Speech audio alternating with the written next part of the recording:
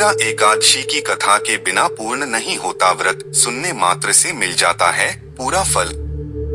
सनातन धर्म में इंदिरा एकादशी का व्रत बेहद शुभ माना जाता है।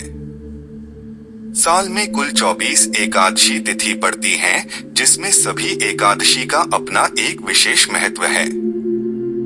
पंचांग के अनुसार इस साल आश्विन माह की एकादशी ऐसा माना जाता है कि इसका व्रत इंदिरा एकादशी रखने से जीवन में सुख और शांति बनी रहती है। एकादशी का बड़ा धार्मिक महत्व है। यह दिन पूरी तरह से भगवान विष्णु की पूजा के लिए समर्पित है। इस तिथि पर भक्त विष्णु जी को प्रसन्न करने और उनका आशीर्वाद पाने के लिए उपवास रखते हैं। एकादशी महीने में 2 बार आती है। अश्विन माह में पड़ने वाली एकादशी का खास महत्व है।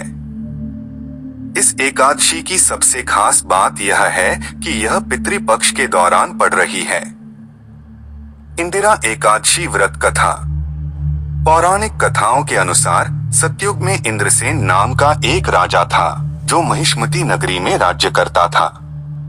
उसे सभी भौतिक सुख प्राप्त थे। एक दिन नारद मुनि राजा इंद्रसेन की सभा में उनके मृत पिता का संदेश लेकर पहुंचे। नारद जी ने राजा इंद्रसेन को बताया कि कुछ दिन पहले उनकी भेंट यमलोक में राजा के पिता से हुई। राजा के पिता ने नारद जी को यह कहा कि उनके जीवन काल में एकादशी का व्रत भंग हो गया था, जिस वजह से उन्हें अभी तक मुक्ति नहीं मिल पाई है और वह अभी भी यमलोक में भटक रहे हैं।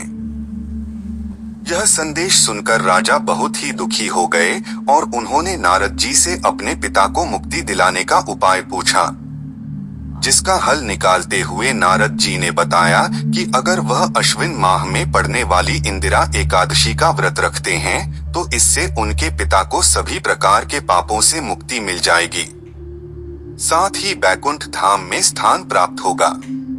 इसके बाद राजा ने इंदिरा एकादशी व्रत का संकल्प लेकर भगवान विष्णु की विधिवत पूजा की।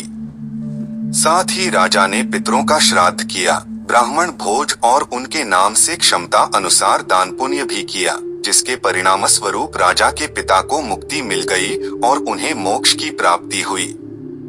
इतना ही नहीं, राजा इंद्रसेन को भी मृत्यु के बाद बैकुंठ धाम की प्राप्ति हुई। यही वजह है कि आज भी लोग इस व्रत का पालन भाव के साथ करते हैं।